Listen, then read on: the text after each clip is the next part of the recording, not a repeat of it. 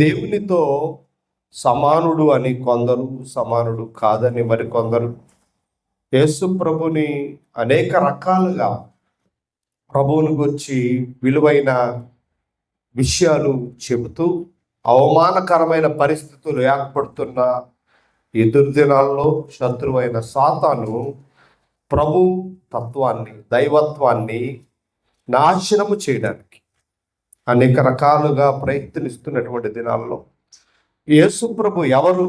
ఆయన దేవుడా?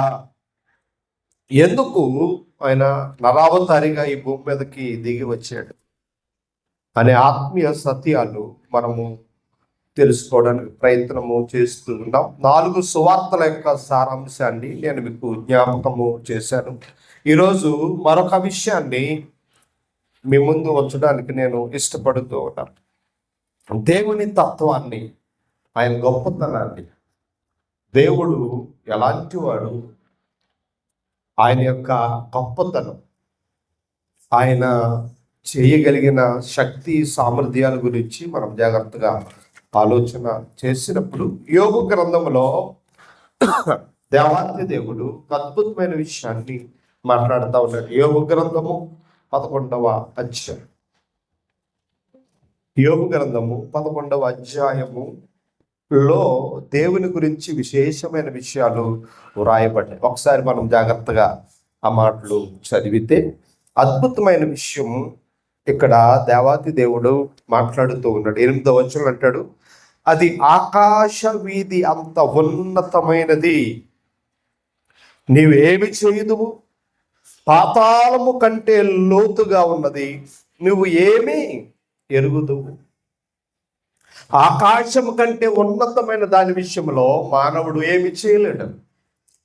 ఆకాశం కంటే ఉన్నతమైనదట. ఆకాశం కంటే ఉన్నతమైన స్వరూపము దేవుని స్వరూపం.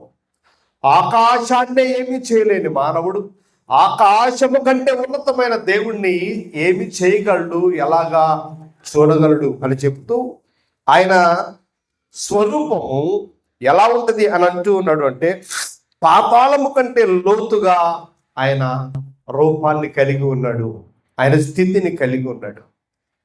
అంత పాతాళం అంత లోతుగా ఆయన తత్వాన్ని కలిగి ఉంటే నీకేం అర్థం అవుతుంది? ఎందుకంటే పాతాళం ఎంత ఉంటుందో నీకు తెలియదు, అది ఎంత దూరం ఉందో నీకు తెలియదు, ఆ పాతాళం యొక్క శక్తి సామర్థ్యాలు నీకు తెలియదు. అలాంటిది పాతాళము కంటే లోతుగా ఉన్న దేవుని తత్వం నీకేమర్థమవుతుంది? దాని పరిమాణం. ఒకవేళ దేవుడు పర్సనాలిటీని మనము గమనిస్తే మనకులాగా 5 అడుగులో 6 అడుగులో 8 అడుగులో 10 అడుగులో కాదు. ఆయన పర్సనాలిటీ ఎలా ఉందంటే దాని పరిమాణము భూమి కంటే. అందుకని అన్నాడు, ఆకాశమున సింహాసనము, భూమిన పాదపీఠం. దేవుణ్ణి నువ్వు చూడాలనుకుంటే ఆయన పరిమాణము భూమి సరిపోదు. ఆయన పరిమాణాన్ని గురించి చెబుతూ ఉన్నాడు. దాని వెడల్పు సముద్రము కంటే అధికమైంది. ఒకవేళ దేవుడు పర్సనాలిటీని మనం కొలవాలనుకుంటే దాని వెడల్పును మనము కొలవలేం అనే విషయాన్ని చెప్తున్నాడు. ఆయన సంచారము చేయొచ్చు. ఆయన సంచారాన్ని గురించి మాట్లాడుతూ ఉన్నాడు. ఇంతకీ ఈ 8, 9 వచనాలు ఎవరి గురించి చెప్తున్నాడు అంటే 7వ వచనం అంటాడు, దేవుని గూఢాంశములు నీవు తెలుసుకో. దేవుని తత్వాన్ని అర్థం చేసుకోవడం, దేవుని శక్తిని, దేవుని సామర్థ్యాన్ని గ్రహించడంలో మానవ జ్ఞానం సరిపోదు. కాబట్టి యేసు ప్రభు దేవుడా, తండ్రి ఒక్కడే దేవుడా, పరిశుద్ధాత్ముడు కూడా దేవుడా. దేవుడు తత్వాన్ని కలిగిన వీరు ముగ్గురు వేరు వేరు, వీరు ముగ్గురు ఒకటి అనే విషయాలు అర్థం చేసుకోవడానికి మానవ మేధస్సు సరిపోదు అని యోబు ఎప్పుడో చెప్పాడు యోబు గ్రంథంలో. అలాంటి గొప్ప అపరిమితమైన వాడు దేవుడు. ఇప్పుడు యేసు ప్రభు గురించి మనం పరిశోధన చేయబోతా ఉన్నాం ఈ డిసెంబర్ మాసం అంతా. ఆయన ఎలాగ పరిశోధన చేయాలి అంటే నిత్యత్వములో ఉన్న దేవుడు, అమరుడైన దేవుడు, నిత్యత్వములో ఉన్న దేవుడు సృష్టి వరకు ఏమై ఉన్నాడు యేసు ప్రభు అంటే సృష్టి పూర్వకము యేసుక్రీస్తు నిత్యత్వంలో ఏమై ఉన్నాడు. ఇది మొదటి భాగము. రెండవ భాగములో సృష్టి నుండి ఆయన బెత్లెహేములో జన్మించే వరకు ఆయన ఏమై ఉన్నాడు. ఇది రెండవ భాగము. యేసుక్రీస్తుని మనం పరిశీలన చేయబోతూ ఉన్నాం. మూడవ భాగము, బెత్లెహేములో పుట్టిన ప్రభువు పునరుద్ధానం వరకు ఏమై ఉన్నాడు అనేది మూడవ భాగముగా మనము పరిశీలన చేయబోతా ఉన్నాము. నాలుగవ భాగము, పునరుద్ధానము నుండి తీర్పు వరకు ఆయన ఏమై ఉన్నాడు అనేది మనం పరిశీలన చేయబోతూ ఉన్నాము. ఐదవది, తీర్పు తర్వాత నిత్యత్వములో యేసుక్రీస్తు ఏమై ఉన్నాడు. సృష్టికి పూర్వం ఆయన ఏమై ఉన్నాడు, సృష్టి తర్వాత బెత్లెహేము వరకు ఆయన ఏమై ఉన్నాడు. రెండవది, బెత్లెహేము నుండి పునరుద్ధానం వరకు ఆయన ఏమై ఉన్నాడు. నాలుగవది, పునరుద్ధానము నుండి తీర్పు వరకు ఆయన ఏమై ఉన్నాడు. ఐదవది, తీర్పు నుండి మరలా నిత్యత్వానికి ఆయన ఏమై ఉన్నాడు అనేది మనము పరిశీలన చేయబోతా ఉన్నాం. క్రీస్తు తత్వాన్ని, యేసుక్రీస్తు ప్రేమ తత్వాన్ని మనం జాగ్రత్తగా పరిశీలన చేయబోతూ ఉన్నాం. కాబట్టి దేవుని పిల్లలుగా కొన్ని విషయాలు త్వరగా మనం నేర్చుకోవడానికి ప్రయత్నం చేద్దాం. కీర్తన గ్రంథములో కీర్తనాకారుడు మోషే గారు అద్భుతమైన ప్రార్థన చేశాడు. అది 90వ కీర్తన. 90వ కీర్తనలో మోషే చేసిన ఆ ప్రార్థనలో దేవుని యొక్క ఉనికిని, ఆయన శక్తిని, ఆయన సామర్థ్యాన్ని, ఆయన మహిమను గురించి మాట్లాడుతూ అంటాడు. 2వ వచనములో, పర్వతములు పుట్టక మునుపు, భూమిని లోకమును నీవు పుట్టింపక మునుపు, యుగ యుగములు అంటే సృష్టికి ముందు నీవు దేవుడవు అంటూ ఉన్నాడు. ఎవరా దేవుడు? తండ్రిగా ఉన్న పాత నిబంధన కాలమున యెహోవాగా పిలువబడిన ఆయన యేసుక్రీస్తుగా భూమి మీదకి దిగి వచ్చిన ప్రభువా, అదే పరిశుద్ధాత్ముడు దేవుడిగా పిలువబడుతున్నవాడ ఎవరు? నిత్యత్వానికి దేవుడై ఉన్నాడు. మోషే చేసిన ప్రార్థనలో ఎవరు భూమి లోకము పుట్టింపక మునుపు దేవుడిగా ఉన్న దేవుడెవరు? ఆయన తండ్రిగా ఉన్నాడా, కుమారుడిగా ఉన్నాడా, పరిశుద్ధాత్ముడిగా ఉన్నాడా, ముగ్గురుగా ఉన్నాడా, వేరుగా ఉన్నాడా, ముగ్గురు 3 రూపాల్లో ఒకటై ఉన్నాడా? ఎవరా దేవుడు? మోషే ప్రకటిస్తున్న ఆ దేవుడు ఎవరు? ఆ దేవుడు ఎలాంటి తత్వాన్ని కలిగి ఉన్నాడు అని మనం జాగ్రత్తగా ఆలోచన చేసినప్పుడు హెబ్రీ గ్రంథకర్త దేవుని గురించి ఒక ఆత్మీయ సత్యాన్ని బోధిస్తూ ఉన్నాడు. హెబ్రీలకు రాసిన పత్రికలో ఒక అద్భుతమైన సన్నివేశం మనకు కనబడుతుంది. హెబ్రీ పత్రిక 4వ అధ్యాయం. హెబ్రీ పత్రిక 4వ అధ్యాయము అద్భుతమైన మాట, మనందరికీ తెలిసిన మాట అయినా ఒకసారి నేను మీకు జ్ఞాపకం చేయడానికి ఇష్టపడుతూ ఉన్నాను. 12వ వచనంలో అంటాడు, ఎందుకనగా దేవుని వాక్యము. ఏ వాక్యమట? దేవుని వాక్యము, దేవుడయ్యున్న వాక్యము సజీవం గలదై, సజీవమై బలము గలదై. దేవుని వాక్యం ఎలాంటిదంటే సజీవమైనది, రెండవది బలము గలది. సజీవమైన దేవుడు, బలమైన దేవుడు. ఎంత క్లియర్ గా లేఖనం చెబుతా ఉందో, 2 అంచులు గల ఎటువంటి ఖడ్గము కంటే పదునైన దేవుడు మన దేవుడు. ఒకటి ఆయన సజీవుడు, రెండవది బలవంతుడైన దేవుడు, మూడవది ఒకవేళ ఆయుధముతో దేవుని పోలిస్తే ఆయన కంటే పదునైన ఆయుధము ఏది లేదు. అంత శక్తివంతమైన స్వాడ్ అనే పదం వాడబడింది ఇంగ్లీష్లో. దాని అర్థం ఏమిటంటే అది యుద్ధ వీరుని ఖడ్గం. ఆ ఒక కత్తి ఒకసారి ఆ కత్తితో నరకటం ప్రారంభిస్తే దానికి లెక్క కట్టలేని స్థితిలో బలమైన ఆయుధం.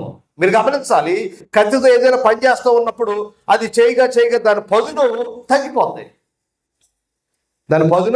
తగ్గిపోతాయి, కానీ ఇక్కడ వాడబడిన ఆ ఆయుధం ఎలాంటిది అంటే దానితో నరుకుతా ఉంటే దాని పదును ఇంకా పెరుగుతా ఉంటది. ఎందుకు ఈ మాట అంటే ప్రభువు ఎంత గొప్పవాడో ఆ మాటల్లో మనకి కనబడుతూ ఉన్నాయి. ఆయన ఖడ్గము వంటి శక్తి కలిగిన వాడు, ఆయన జీవము కలిగిన వాడు, ఆయన బలవంతుడైన దేవుడు అని ఎంతో స్పష్టంగా లేఖనం చెబుతా ఉంది.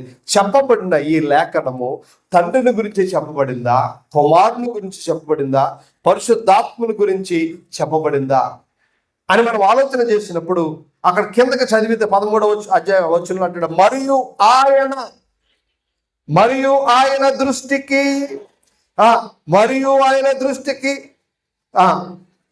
ఆయన కనబడని స్పష్టము ఏది అంటే 12వ వచనం దేవుడి గురించి మాట్లాడుతున్నాడు. ఎవరు అంటే ప్రభువైన యేసుక్రీస్తు గురించి మాట్లాడుతున్నాడు. ఎవరు యేసుక్రీస్తు అంట? ఆయన దృష్టికి కనబడని స్పష్టము ఏది లేదు అంటే సృష్టిలో ఉన్నది అంతా ఒకేసారి చూడగలిగిన వాడు ప్రభువైన యేసుక్రీస్తు. ఆయన దేవత్వాన్ని గురించి మాట్లాడుతూ ఉన్నాడు. మనం ఒకటికి లెక్క చెప్పవలసినదేదో ఆ దేవుని కన్నులకు సమస్తము మరుగులేక. ఒకవేళ ఏదైనా నువ్వు లెక్కప్ప చెప్పాలనుకుంటే నీ జీవిత ప్రయాణంలో, నీ జీవిత కాలంలో ఏదైనా లెక్క చెప్పవలసినప్పుడు కొన్ని లెక్కలు నువ్వు తప్పించవచ్చు, తప్పుడు లెక్క చూపించవచ్చు, కానీ దేవుని దృష్టిలో తప్పించుకునేది లేదే. అంటే ఎంత స్పష్టంగా చూడగలిగిన దేవుడో, ఎంత శక్తి కలిగిన దేవుడో. ఆయనలో ఒక స్పష్టత ఉంది.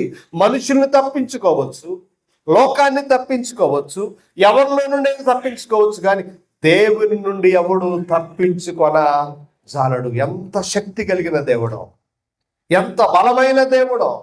ఆయన చూపు ఎంత స్పష్టంగా ప్రతి ఒక్కరిపై ఉంది అని లేఖనం చెబుతా ఉంది. జాగ్రత్తగా మనం ఆలోచన చేయాలి. శరీరధారిగా ప్రభు వచ్చినప్పుడు ఆయన చూపు, ఆయన మాట, ఆయన జీవిత ప్రయాణం, ఆయన నిజంగా దైవ మానవుడైనా, ఆయన కేవలం ఒక మానవుడిగా, నరావతారిగా అంటే ఒక అవతారిగా వచ్చాడా? నిజంగా ఆయన దేవుడేనా? ఆయన దేవుడై నరావతారిగా వస్తే ఆయనలో ఉండవలసిన దైవ లక్షణములు ఉన్నాయా? నిజంగా ఆయన్ని మనం దేవునిగా, దేవునితో సమానుడిగా ఆరాధించవచ్చా అనే విషయాలు, లోతైన ఆత్మీయ సత్యాలు మనం పరిశీలన చేయబోతూ ఉన్నాం. పాత నిబంధన గ్రంథములో మనందరికీ తెలుసు, మీకా గ్రంథములో ఒక అద్భుతమైన మాట ప్రభువైన యేసుక్రీస్తు గురించి చెప్పబడింది. ఒకసారి చూద్దామా? మీకా గ్రంథం 5వ అధ్యాయం, మనందరికి తెలిసిన మాట. ఒకసారి చదువు. 5వ అధ్యాయము 2వ వచనములు అంటున్నాడు, బెత్లెహేము ఎఫ్రాతా, యోదా వారి కుటుంబములలో నీవు స్వల్ప గ్రామమునైనను నా కొరకు ఇశ్రాయేలుని ఏలవబడు నీలో నుండి వచ్చును. వస్తాడు. ఎవరైనా పురాతన కాలము మొదలుకొని శాశ్వత కాలము వరకు ఆయన ప్రత్యక్షమగుచుండెను. అంటే ఇప్పుడు బెత్లెహేము ఎఫ్రాతాలో పుట్టబోతా ఉన్నాడు ప్రభు, నరసరి దానిగా రాబోతున్నాడు. అంటే ఆయన పుట్టిక అప్పుడే ప్రారంభం అంటే కాదు, పురాతన కాలం నుండి ఆయన వస్తూ ఉన్నాడు, ప్రత్యక్షమవుతూ ఉన్నాడు. కానీ పురాతన కాలం వరకు చరిత్రలో ఆయన ఎక్కడెక్కడ ప్రత్యక్షమయ్యాడు? పాత నిబంధన కాలంలో యేసు ప్రభు యొక్క గుర్తేమిటి? పాత నిబంధన కాలంలో యేసు ప్రభు యొక్క ఆనవాళ్ళు ఏమిటి? ఏదైనా వనములో ఆదామవ్వలతో సహవాసం చేసిన దేవుడు ఎవరు? యెహోవా ఆదామవ్వలతో సహవాసం చేశాడు. అబ్రహాము దగ్గరకు వచ్చిన దేవుడు ఎవరు? పురాతన కాలములో ఆయన ప్రత్యక్షమయ్యాడు అని లేఖనం ఎంతో స్పష్టంగా చెబుతా ఉంది. దేవుని బిడ్డలారా, అంటే పురాతన కాలంలో ఉన్నాడు. ఇప్పుడు బెత్లెహేము ఎఫ్రాతాకు వచ్చి బాలుడుగా వచ్చాడు. ఆయన చనిపోయాడు, సమాధి చేయబడ్డాడు, తిరిగి లేచాడు, వెళ్ళిపోయాడు. ఇప్పుడు ఆయన అలా ఉన్నాడు. ఆయన ఏమై ఉన్నాడు? ఇప్పుడు పురాతన కాలంలో ఆయన ప్రత్యక్షత ఒకలాగుంది, బెత్లెహేము ఎఫ్రాతాలో పుట్టిన తర్వాత ఆయన ప్రత్యక్షత ఒకలాగుంది, ఆయన చనిపోయి సమాధి చేయబడి తిరిగి లేచి వెళ్ళిపోయిన తర్వాత ఆయన ప్రత్యక్షత ఎలాగుంది? ఇప్పుడు ఆయన ఎలా ఉన్నాడు? ప్రభువు ఇప్పుడు ఎలా ఉన్నాడు అని ఆలోచన చేసినప్పుడు ఒక అద్భుతమైన మాట. పురాతన కాలంలో ప్రభు ఎలా ఉన్నాడు, బెత్లెహేములో పుట్టాక ప్రభు ఎలా ఉన్నాడు, పునరుద్ధరణుడైపోయి వెళ్ళిపోయిన తర్వాత ప్రభు ఎలా ఉన్నాడు అని వాక్యం చెబుతా ఉంది అని మనం ఆలోచన చేసినప్పుడు హెబ్రీ పత్రికలో ఒక అద్భుతమైన మాట వ్రాయబడింది. హెబ్రీ పత్రిక 13వ అధ్యాయం 3వ వచనములు అంటున్నాడు, యేసుక్రీస్తు నిన్న నేడు ఒకే రీతిగా ఉన్నాడు, అవును యుగ యుగములకు ఒకే రీతిగా ఉండును. ఆ మాట జాగ్రత్తగా చదవాలి. ఏమొచ్చి ఉన్నాడు ఇక్కడ? అద్భుతమైన మాట. యేసుక్రీస్తు నిన్న నేడు ఒకే రీతిగా ఉన్నాడు. అవును, యుగ యుగములకు ఒక్కటే రీతిగా ఉండును. అంటే అబ్రహాము కాలంలో ఎలా ఉన్నాడో, యేసు ప్రభు జన్మించి మానవతారిగా ఎలా ఉన్నాడో, ఇప్పుడు చనిపోయి తిరిగి లేచి పరలోకానికి వెళ్ళిన ప్రభు ఎలాగున్నాడు అంటే ఒకే రీతిగా ఉన్నాడు. మనం ఒకే రీతిగా ఉండలేము, మన చరిత్రలో ఒకే రీతిగా ఉండలేము, కానీ దేవుడు మాత్రమే ఒకే రీతిగా ఉండగలడు. ఆయన చరిత్రలో ఒకే రీతిగా ఉండగలడు, వర్తమానంలో ఒకే రీతిగా ఉండగలడు, భవిష్యత్తులో కూడా ఒక రీతిగా ఉండగలిగిన వాడే దేవాది దేవుడు. ఆయన ప్రభువైన యేసుక్రీస్తు. ఆయన దేవత్వాన్ని గురించి నిత్యుడగు తండ్రి అనే పదం వాడబడిన యెషయా గ్రంథం 9వ అధ్యాయం 6వ వచనంలో కదా. నిత్యుడగు తండ్రి అంటే నిత్యము ఉండేవాడు, ఎవర్ లాస్టింగ్ ఫాదర్. అబ్రహాము కాలంలో ఉన్నాడు ఆయన. జగత్తుకు మనం ఆలోచన చేసినప్పుడు అపోస్తుల కాలంలో ఉన్నాడు. ఇప్పుడు మన కాలంలో కూడా నిన్న నేడు నిరంతరము ఏకరీతిగా ఉన్నాడు. అంటే ఆయన మార్పు లేనివాడు. అన్ని యుగాల్లో ఏకరీతిగా ఉన్న దేవుడు, అన్ని యుగాల్లో పరిపాలించిన దేవుడు ప్రభువైన యేసుక్రీస్తుగా పిలువబడి ఇప్పుడు ఆయన దేవుని కంటే తక్కువవాడని, పరలోకములో పుట్టినవాడనే బోధ ఈ మధ్యకాలంలో ఎక్కువైపోతా ఉంది. నిజంగా ఆయన పరలోకంలో పుట్టాడా? నిజంగా ఆయన పరలోకంలో పుడితే ఆయన దేవుడు ఎలా అయ్యాడు అనే విషయాలు మనం ఆలోచన చేసినప్పుడు కొలస్సీ పత్రికలో ఒక మాట మనకి కనబడుతుంది. దాన్ని బట్టి రకరకాల పరిస్థితులు ఏర్పడ్డాయి. దాన్ని మనం పరిశీలన చేయబోతూ ఉన్నాం. కొలస్సీ పత్రికలో 1వ అధ్యాయం. కొలస్సీ పత్రిక మనందరికీ తెలిసిన మాట. ఒకసారి చూద్దాం. కొలస్సీ పత్రిక 1వ అధ్యాయం. కొలస్సీ పత్రిక 1వ అధ్యాయము తీసారా? అద్భుతమైన మాట 15వ వచనంలో అంటాడు. 15వ వచనములో ఆయన అదృశ్య దేవుని స్వరూపి. ఎవరు? ప్రభువైన యేసుక్రీస్తు అదృశ్యుడైన దేవుని స్వరూపం కలిగి ఉన్నాడు. అంటే అదృశ్యుడైన దేవునికి రూపాన్ని ఒకవేళ మనం చూడాలనుకుంటే యేసు ప్రభువే అదృశ్యుడైన దేవుని యొక్క స్వరూపుగా ఉన్నాడు అని చెబుతూ ఏమంటూ ఉన్నాడంటే సర్వ సృష్టికి ఆది సంభూతుడై. ఆది సంభూతుడు అంటే అర్థం ఏంటి? ఆది సంభూతుడు అంటే అర్థం ఏంటి చెప్పాలి?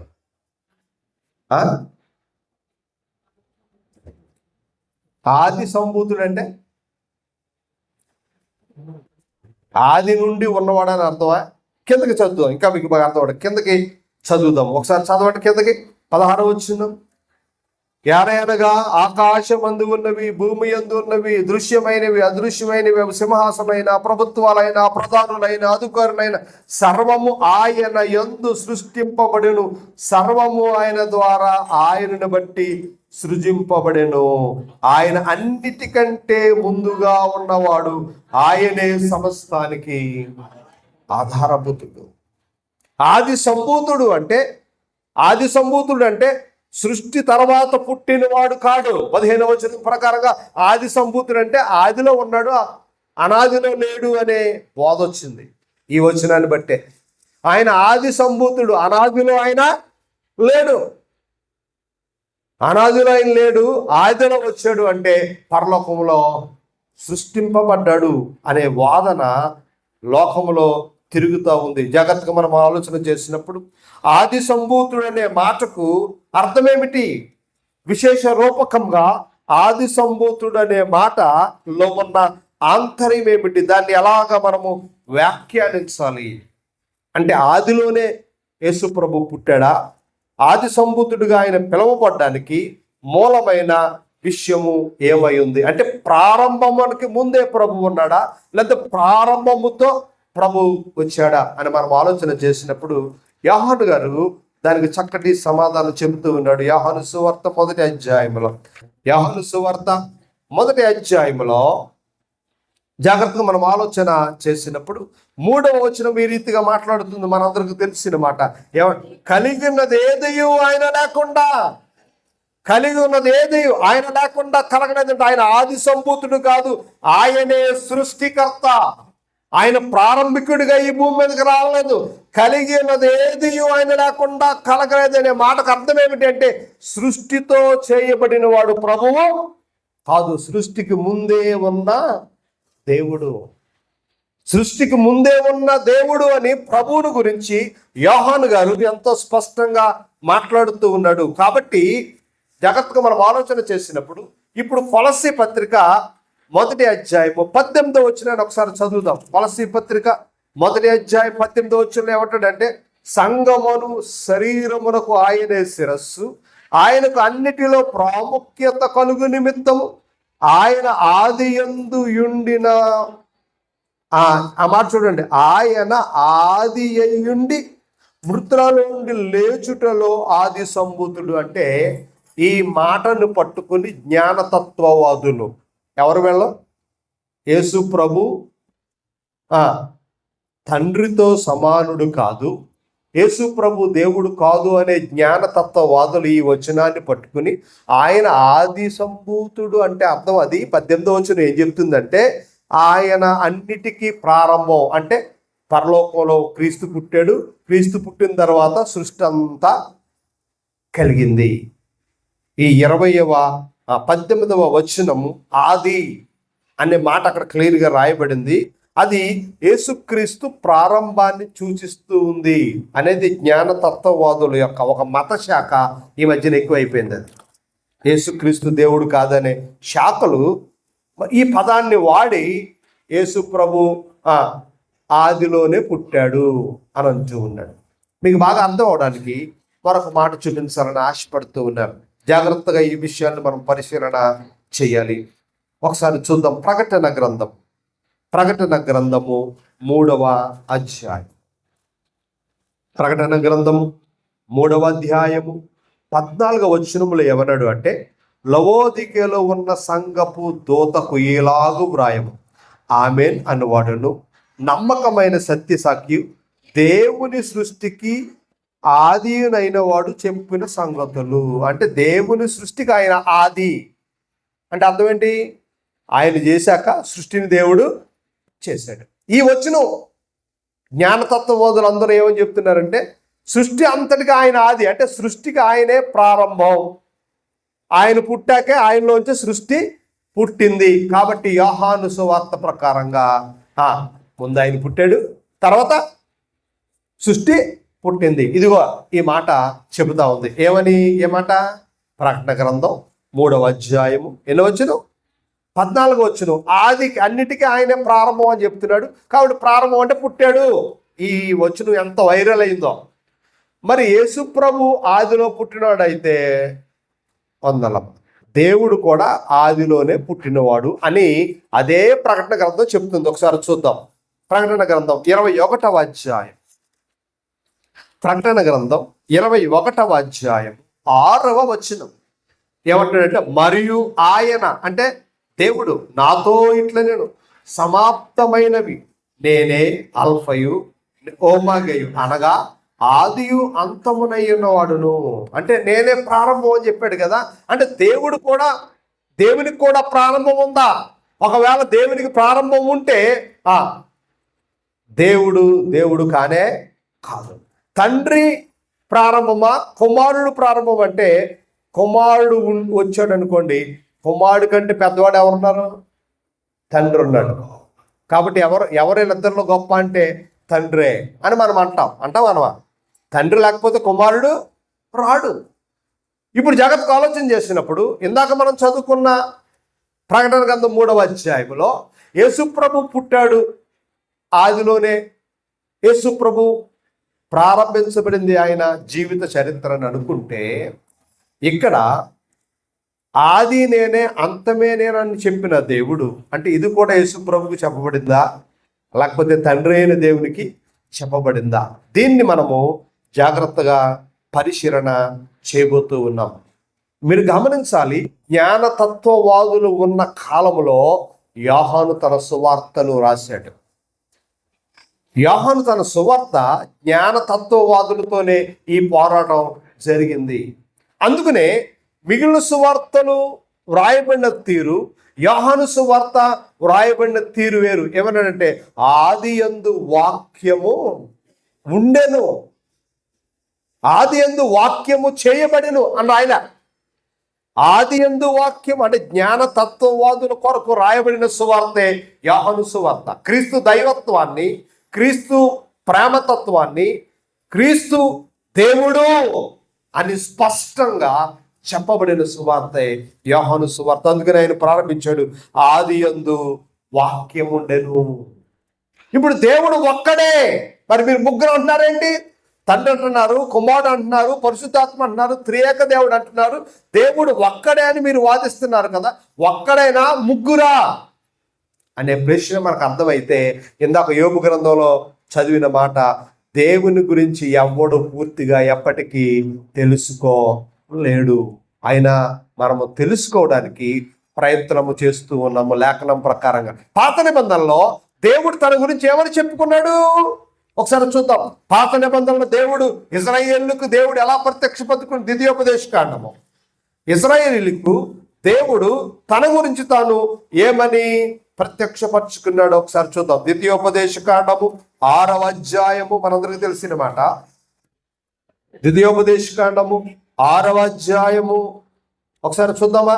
4వ వచనం చదువుదాం దయచేసి. అమ్మా, ఇశ్రాయేలు వినుము, దేవుడైన యెహోవా, దేవుడైన యెహోవా, అద్వితీయుడైన యెహోవా అంటే దేవుడు ఒక్కడే. ద్వితీయుడు అంటే రెండేవాడు లేడు. దేవుడు ఒక్కడే, దేవుడు ఒక్కడే అని ఇశ్రాయేలుకు చెబుతున్న దేవుడు యెహోవా దేవుడైతే మరి యేసు ప్రభు దేవుడు కాడా? అద్వితీయుడిగా పిలువబడ్డాడు ఇశ్రాయేలు కాలంలో. ఇప్పుడు మనం కొత్త నిబంధన కాలంలో చూసినప్పుడు హెబ్రీ పత్రికలో ఒక మాట మరలా నేను చూపిస్తాను, జాగ్రత్తగా ఆ మాట కూడా చదువుదాం. హెబ్రీలకు రాసిన పత్రిక 1వ అధ్యాయము, హెబ్రీ పత్రిక 1వ అధ్యాయము 8వ వచనం చదువు తల్లి. 8వ వచనం, ఆ జాగ్రత్తగా మాటలు మీరు గమనించాలి. అగ్ని జ్వాలలుగా చేసుకుని వాడు అని తన దూతలను గూర్చి చెప్పుచున్నాడు గాని తన కుమారుని గూర్చైతే, దేవా నీ సింహాసనము నిరంతరము నిలిచినది, నీ రాజదండము న్యాయార్థమైనది, నీవు నీతిని ప్రేమించిదివి, దుర్నీతిని ద్వేషించిది, అందుచేత దేవుడు నీ తోటి వారి కంటే నిన్ను హెచ్చించినట్లు ఆనంద తైలముతో నన్ను అభిషేకించను. అంటే యేసుప్రభు గురించి తండ్రి అయిన దేవుడు మాట్లాడుతున్న మాటలవి. తండ్రి అయిన దేవుడు యేసుక్రీస్తుని గురించి ఏమంటున్నాడు? నీవు దేవుడవు అంటున్నాడు. మరి దేవుడు ఒక్కడే అయితే పాత నిబంధన ప్రకారంగా యెహోవా ఒక్కడే దేవుడైతే, అద్వితీయుడైతే, ఇక్కడ తండ్రి అయిన దేవుడు కుమారుడైన క్రీస్తును ఏమన్నాడు?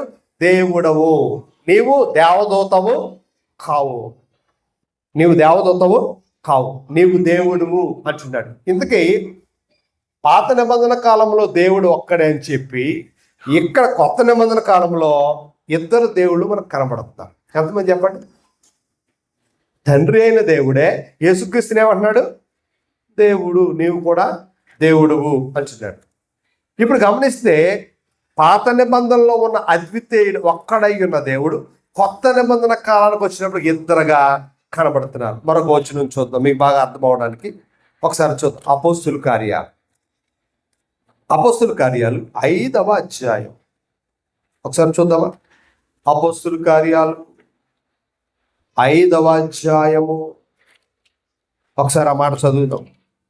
అపోస్తుల కార్యాలు 5వ అధ్యాయము 3వ వచనం జాగ్రత్తగా మనము చూసినప్పుడు 3వ వచనంలో, అప్పుడు పేతురు, అననీయ, నీ భూమి వెలలో కొంత దాచుకొని పరిశుద్ధాత్మను మోసపుచ్చుట సాతాను ఎందుకు నీ హృదయమును ప్రేరేపించెను?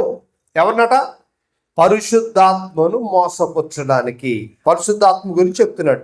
చెబుతూ ఏమన్నాడు? అది నీ యొద్దనున్నప్పుడు నీవే కదా అమ్మిన పిమ్మట అది నీ వశమై ఉండలేదా? ఎందుకు ఈ సంగతి నీ హృదయములో ఉద్దేశించుకొనుచున్నావు?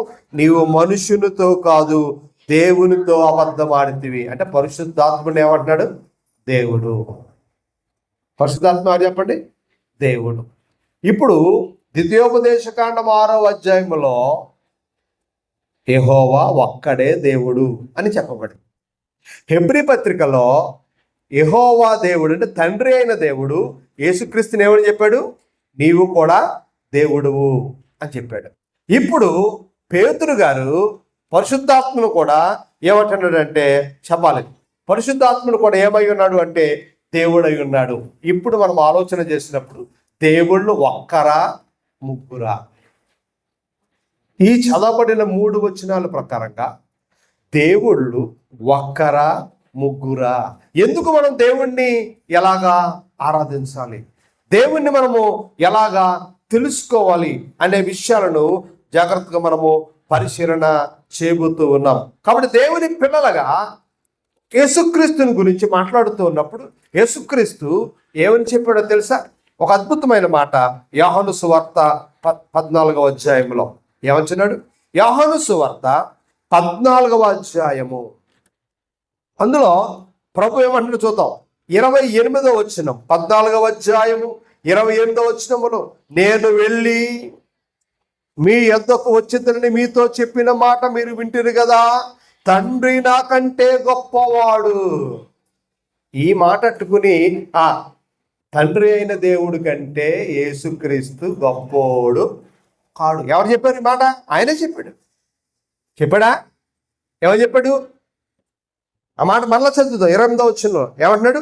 తండ్రి నాకంటే గొప్పవాడు కనుక మీరు నన్ను ప్రేమించిన ఎడల నేను తండ్రి యొద్దకు వెళుచున్నానని మీరు, తండ్రి నాకంటే గొప్పవాడని ప్రభువే స్వయంగా స్టేట్మెంట్ ఇస్తే, హెబ్రీ పత్రికలోనేమో నీవు దేవుడువు అని తండ్రి చెప్తున్నాడు. ఈ రెండింటిలో ఏది కరెక్ట్? యేసు ప్రభు స్వయంగా ఇచ్చిన స్టేట్మెంట్ కరెక్ట్గా యోహాను గారి ద్వారా, లేకపోతే హెబ్రీ పత్రికలో చెప్పబడినట్లు తండ్రి అయిన దేవుడు కుమారుడిని కూడా దేవుడిగా అన్నాడు, ఆ వచనం కరెక్టా? అంటే నాకంటే గొప్పవాడంటే పెద్ద దేవుడు, యేసుక్రీస్తు చిన్న దేవుడు అనేవాళ్ళు కూడా ఉన్నారు. తండ్రి అయిన దేవుడేమో పెద్ద దేవుడు, యేసుక్రీస్తు చిన్న దేవుడు, పరిశుద్ధాత్ముడు బుల్లి దేవుడు. ఇలాంటి బోధలు, ఇలాంటి అర్థం కాని ఇక్కడ మీరు గమనించాలి. తండ్రి నాకంటే గొప్పవాడు అంటే అధికారం గురించి మాట్లాడుతున్నాడు. దేని గురించి మాట్లాడుతున్నాడు? దేని గురించి? ఎందుకంటే యేసు ప్రభు నరశరీరధారిగా అధికారం పట్టుకుని రాలా. ఏ అధికారం? సర్వాధికారిగా రాలేదు. ఎలా వచ్చాడు? సంపూర్ణ మానవునిగా వచ్చాడు. కాబట్టి సర్వాధికారి ఎవరు? ఇప్పుడు తండ్రి అయిన దేవుడు. అది దాని అర్థం. నాకంటే గొప్పవాడు అంటే నేను ఇప్పుడు నరుడిగా వచ్చాను, నన్ను నేను తగ్గించుకుని ఈ భూమి మీదకి వచ్చాను. ఇప్పుడు ఎవరు గొప్పవారు అంటే తండ్రే గొప్పవాడు. ఏ విషయంలో? అధికారం విషయంలో తండ్రి గొప్పవాడు. ఎందుకంటే ఈయన భూమి మీదకి నరుడుగా వచ్చాడు కాబట్టి, అధికారాన్ని విడిచిపెట్టి వచ్చాడు కాబట్టి దాని గురించి చెప్తున్నాడు, అధికారాన్ని గురించి మాట్లాడుతున్నాడు తప్ప అన్ని విషయాల్లో నాకంటే గొప్పడు కాదు అని దాని అర్థం కాదు. జాగ్రత్తగా మనం ఆలోచన చేయాలి. ఇంకా మీకు అర్థం అవడానికి ఒక మాట చెప్తాను చూడండి. యేసుప్రభువే స్వయంగా మరొక మాట చెప్పాడు. 10వ అధ్యాయం యోహాను సువార్త, 10వ అధ్యాయము యోహాను సువార్త 30వ వచనం, 10వ అధ్యాయము 30వ వచనం ఈ రీతిగా మాట్లాడుతూ ఉంది. ఏమంటూ నేనును తండ్రిని ఏకమై ఉన్నామని వారితో చెప్పాను. ఏకమై ఉన్నాం, మా ఇద్దరికి ఏమి ఎడబాటు లేదు. ఏ విషయంలో? దైవత్వంలో ఇద్దరు ఒకటే. దేనిలో? దైవత్వంలో ఇద్దరు ఒకటే. కానీ అధికారంలో తండ్రి సర్వాధికారిగా ఉన్నాడు, కుమారుడు తన అధికారాన్ని విడిచి ఈ భూమి మీదకి దిగి వచ్చాడు అని లేఖనం చెబుతా ఉంది. జాగ్రత్తగా మనం ఆలోచన చేసినప్పుడు ఫిలిప్పీ పత్రికలో ఆ మాట మనకు కనబడుతుంది. 2వ అధ్యాయం 6వ వచనం. ఆయన తన అధికారాన్ని విడిచిపెట్టి వచ్చాడు. ఫిలిప్పీ పత్రిక ఒకసారి చదవతల్లి. ఫిలిప్పీ పత్రిక 2వ అధ్యాయము 6వ వచనం ఏమంటున్నాడు? ఆయన ఆయన దేవుని స్వరూపము కలిగిన వాడై ఉండి దేవునితో సమానముగా ఉండుట విడిచిపెట్టకూడని భాగ్యమని ఎంచుకొనలేదు గాని, అంటే దేవునితో ఉండవలసిన అధికారి అయిన ప్రభు తన అధికారాన్ని విడిచిపెట్టి భూమి మీదకి వచ్చాడు. అందుకని అధికారాన్ని విడిచిపెట్టి భూమి మీదకి వచ్చిన ప్రభు ఏమంటున్నాడంటే, తండ్రి నాకంటే గొప్పవాడు. ఏ విషయంలో? అధికారం విషయంలో. మిగిలిన విషయాల్లో ఇందాక మనం చదువుకున్నాం. యోహాను 10వ సువార్త 10వ అధ్యాయంలో ఏమన్నాడు? నేను తండ్రి ఏమై ఉన్నాము? ఏకమై ఉన్నాము అని లేఖనం స్పష్టంగా చెబుతా ఉంది.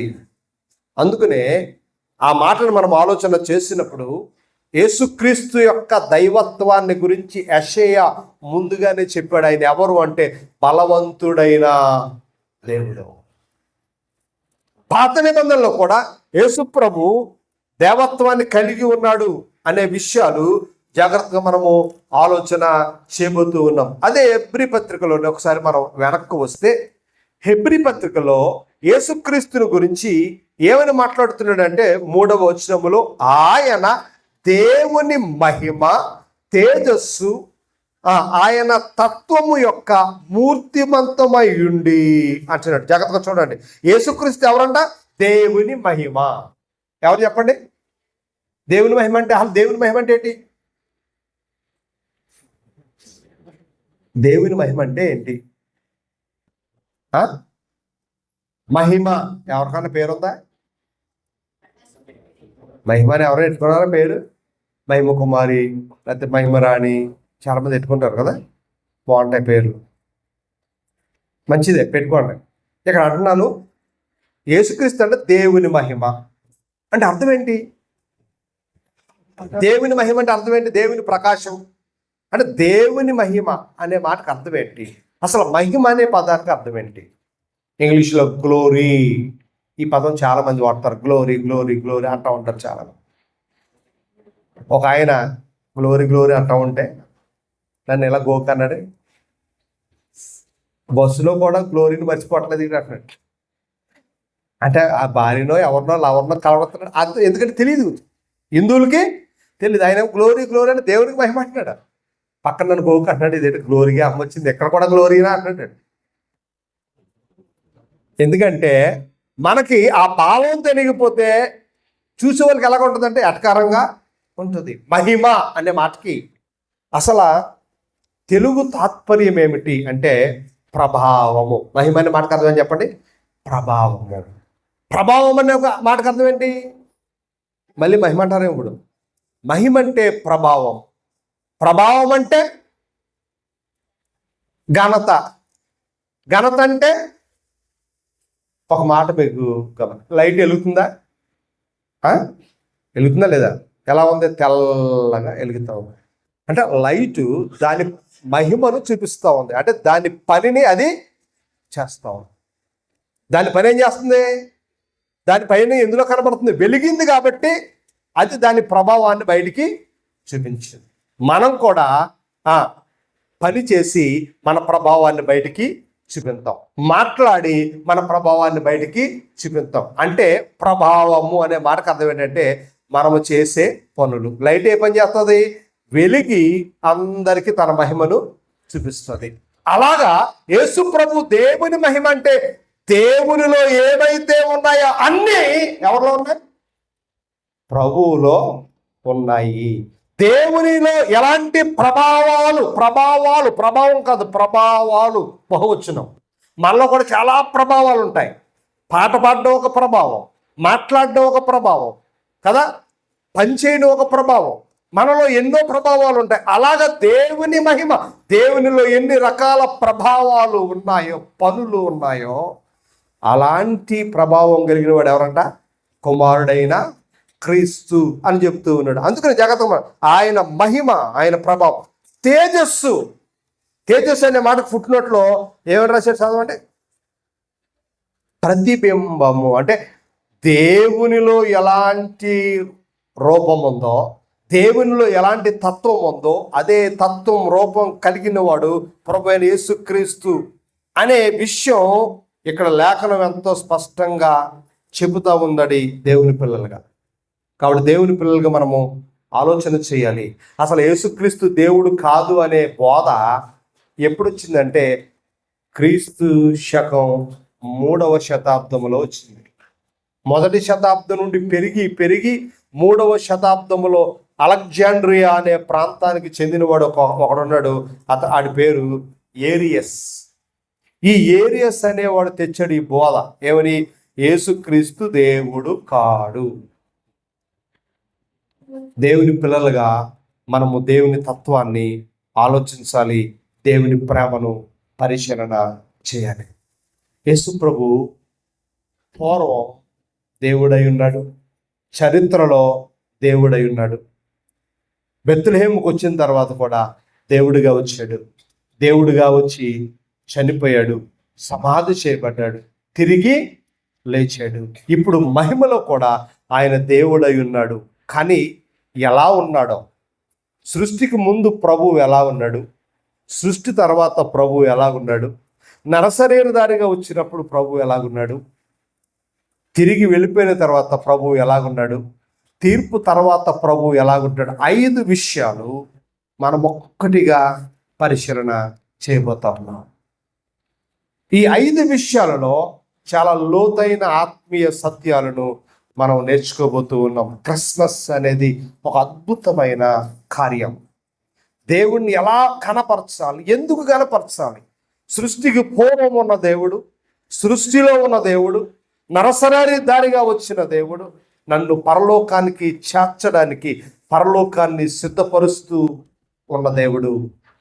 తీర్పు తర్వాత నిత్యత్వము.